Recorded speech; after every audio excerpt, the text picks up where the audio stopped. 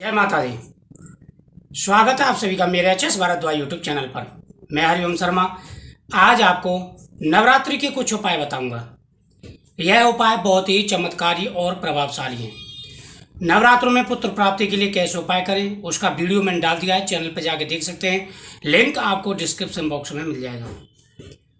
नवरात्रि बड़े पवित्र दिन होते हैं और 9 दिन माता के 9 रूपों की पूजा की जाती है। नवरात्रि में विशेषकर कुछ बातों का ध्यान रखना चाहिए।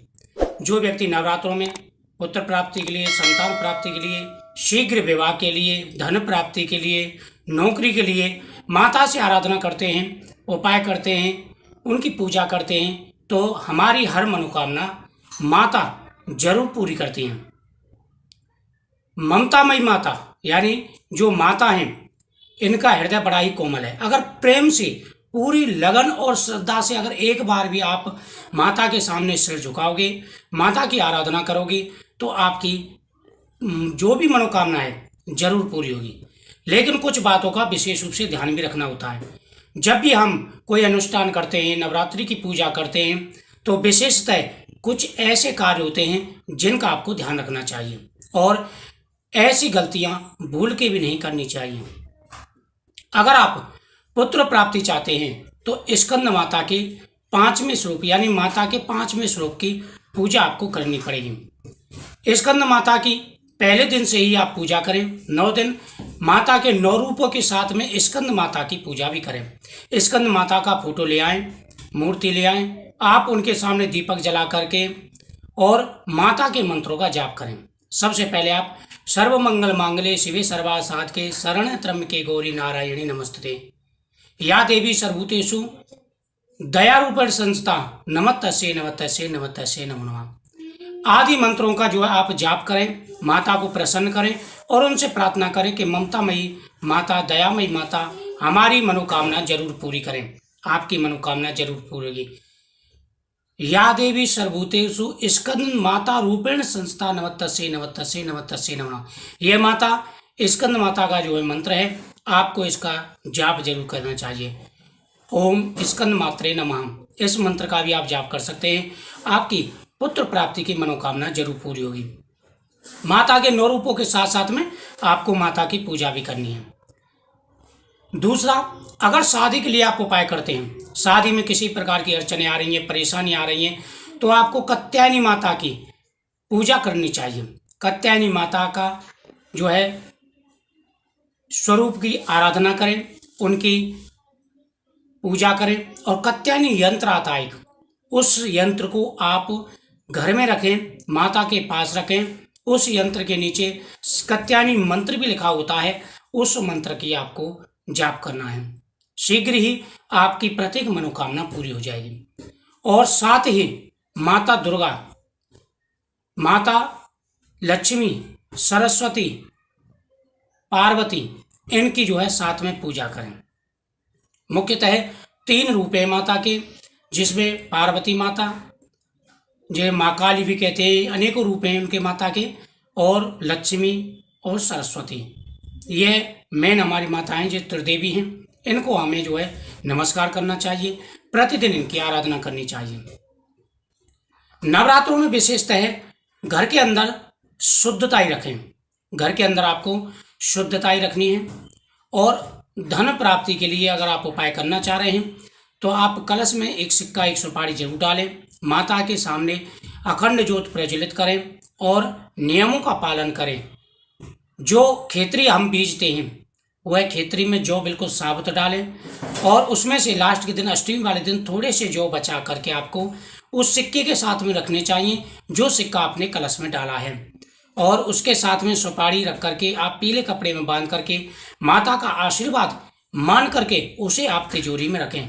ऐसा करने से घर में बरकत बढ़ती है, हर प्रकार की मनोकामनाएं पूरी होती हैं। अगर आप साथ में नवरात्रि में कुछ ऐसे सामान भी होते हैं, जैसे हत्ता जोड़ी है, पीली कौड़ी है, आप गोमती चक्र ला करके रख सकते हैं।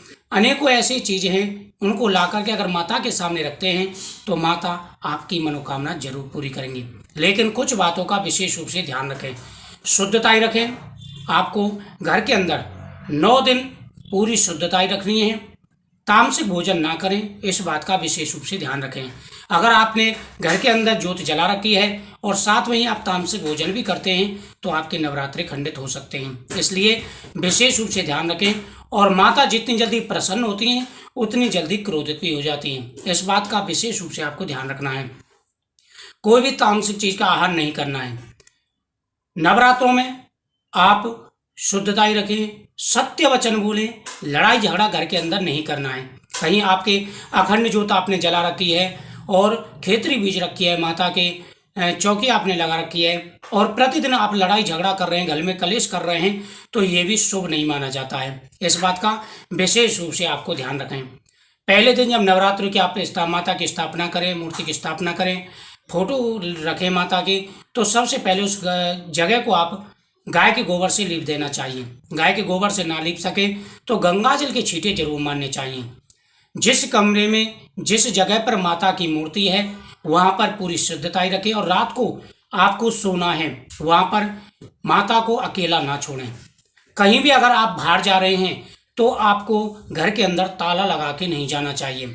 बहुत से होते हैं माता की ज्योत प्रज्वलित कर दे और घूमने चले जाते हैं, ऐसा भी आपको नहीं करना है। पहले दिन से लेकर के 9वें दिन तक आपको घर के अंदर ही रहना है। बिना लहसुन प्याज का भोग माता को अर्पण करना है। अगर आप व्रत रखते हैं तो व्रत का सामान बनाएं और उससे ही माता को भोग लगाएं। माता को प्रतिदिन फल भी अर्पण करें। जो दंपति संतान प्राप्ति के लिए पूजा कर रहे हैं, माता का जाप कर रहे हैं, तो माता के सामने केले का फल जरूर चढ़ाना चाहिए। उसके बाद में वह फल आप झोली में लें, किसी के द्वारा झोली में डलवाएं और आपको वह ग्रहण भी करना चाहिए, जिससे झोली बढ़ती है और माता दुर्गा का आशीर्वाद भी प्राप्त होता है। आप किसी ब्राह्मण से झोली भरवा सकते हैं।